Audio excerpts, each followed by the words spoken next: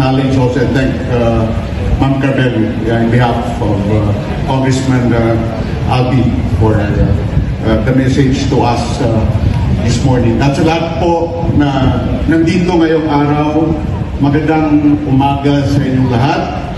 Tayo po ay nagdiriwang ng ika-84 na anibersaryo ng Araw ng Kagitingan na may tema Giting ng Bayani, Pamana sa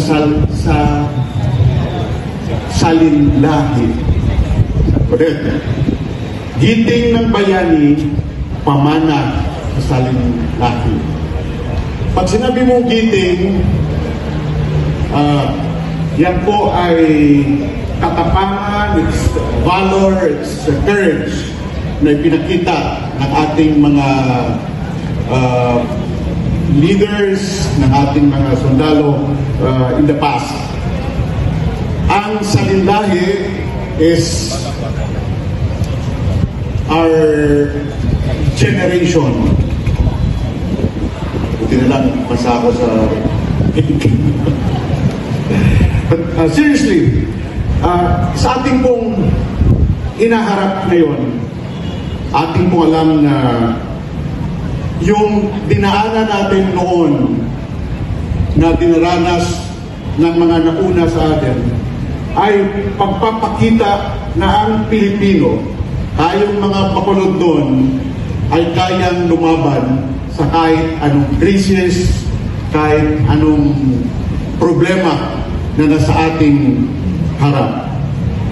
Ang giting o ang tapang ay siyang ipinapakita natin ngayon sa ating paggising araw-araw despite the fuel crisis na ating hinaharap. Ang patuloy na pagtatrabaho ng mga empleyado, ang patuloy na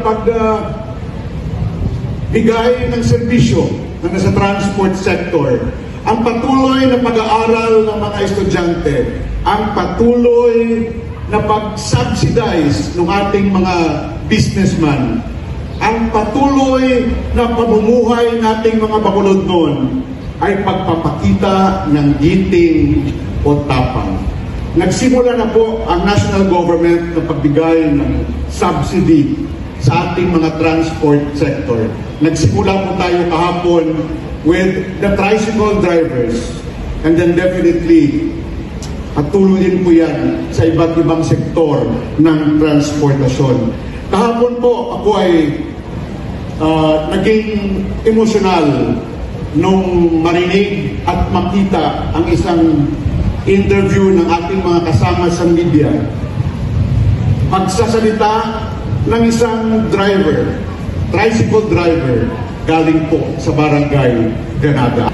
Lahat po tayo ay nakararanas ng ganitong challenges sa panahong ito. That is why tayo po ay nagpapasalamat sa national government under the leadership of President Marcos sa mabilis na pagbigay ng tulong sa ating transport sector at sa lahat po ng ating mga nasa national government. In closing, ito po ay isang halimbawa na kung tayo ay patuloy na magtutulungan, tayo po ay patuloy na mag-isa, tayo po ay patuloy na gagawa ng ating katungkulan kahit na anong hirap, kahit na anong problema, kahit na anong krisis, sa tulong po ng ating may kapal, kaya nating harapin dahil tayo po ay bakulod noon, tayo po ay Pilipino. Maraming salamat at magandang umaga po sa